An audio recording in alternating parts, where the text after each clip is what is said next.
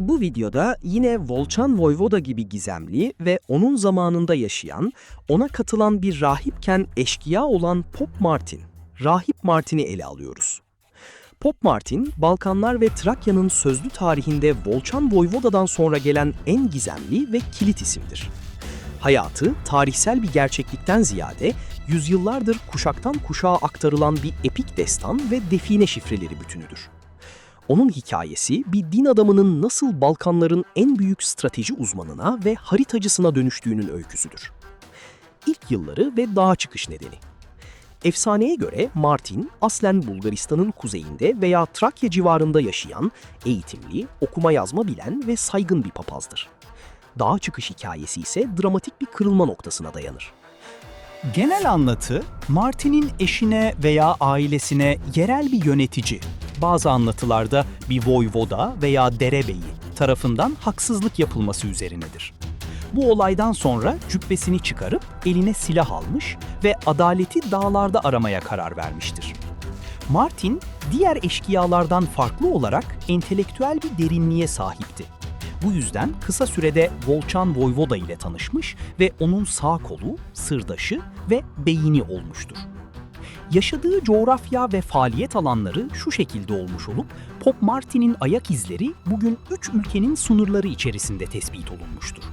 Bulgaristan, Türkiye, Kırklareli, Edirne, İstanbul hattı ve Yunanistan. Yıldız Dağları, Istırancalar. Martin ve ekibinin en yoğun faaliyet gösterdiği bölgedir.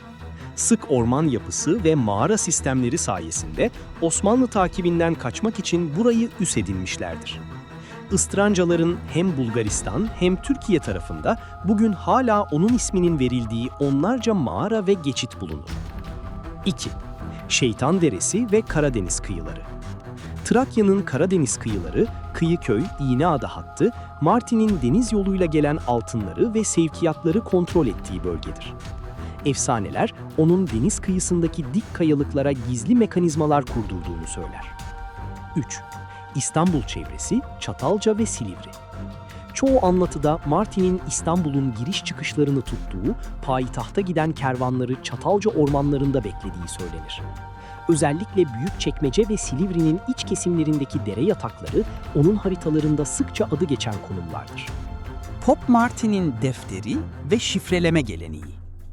Pop Martin'i ölümsüz kılan asıl konu, bugün defineci çevrelerinde Pop Martin'in defteri olarak bilinen belgedir.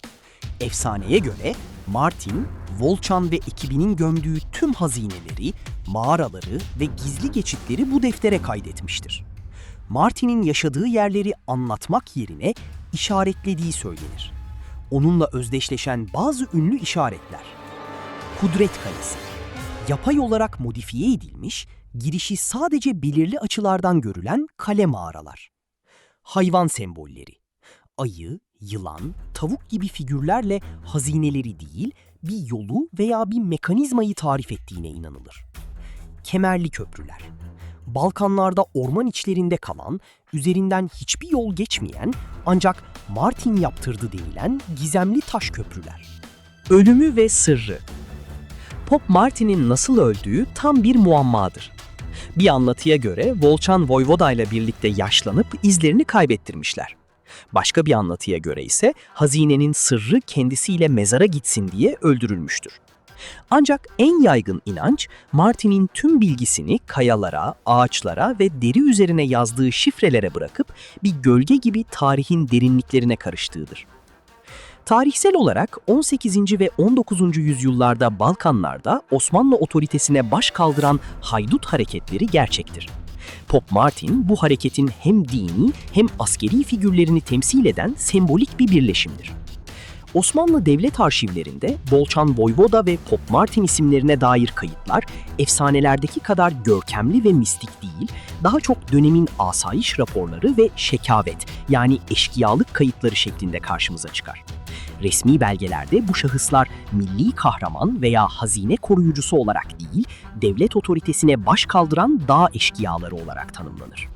Mühimme defterleri ve şekavet kayıtları. Osmanlı arşivlerinde özellikle Balkanlardaki yani Rumeli'deki asayiş olaylarının kaydedildiği mühimme defterleri ve Cevdet tasnifi yani askeriye ve zaptiye bölümleri içerisinde bu isimlerin izlerine rastlanır. Volçan Voyvoda. Belgelerde genellikle Valçan veya Volçan şeklinde geçer.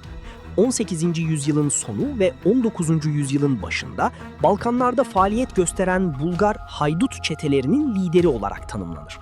Bazı fermanlarda Rumeli'de fesat çıkaran eşkıya gruplarının tepe değerleri arasında zikredildiği görülür.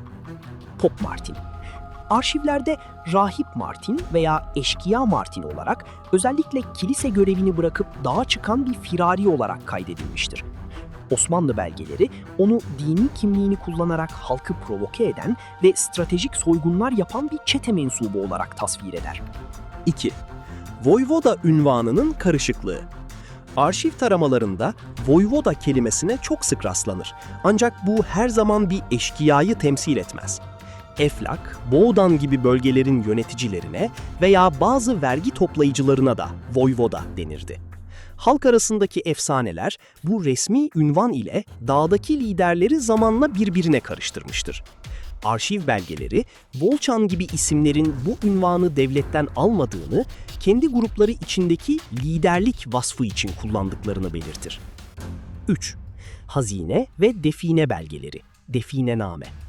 Definecilerin elinde dolaşan şifreli metinlerin aksine Osmanlı arşivlerindeki define belgeleri genellikle ihbar niteliğindedir.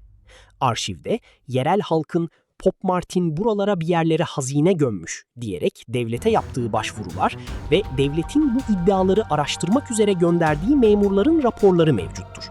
Ancak bu raporların çoğu aranan yerlerde hiçbir şeye rastlanmadığı veya halkın asılsız efsanelerle meşgul olduğu şeklinde sonuçlanmıştır. 4. Rus-Osmanlı savaşları ve casusluk kayıtları. 1828-1829 Osmanlı-Rus Savaşı döneminde Balkanlardaki bazı yerel liderlerin Ruslarla işbirliği yaptığına dair istihbarat raporları vardır. Volçan Voyvoda efsanesinde geçen büyük paraların devrim için biriktirilmesi teması bu dönemdeki casusluk ve ayaklanma kayıtlarıyla tarihsel olarak örtüşmektedir. Osmanlı arşivleri bu şahısların varlığını doğrular ancak onları efsanevi kahramanlar olarak değil, yakalanması için emir, ferman çıkarılmış aranan şahıslar olarak listeler. Evet arkadaşlar, gizemli şahısları incelemeye devam ediyoruz. Bu tip videoların devamı için kanala abone olup videoları beğenirseniz memnun oluruz. Sağlıcakla kalın.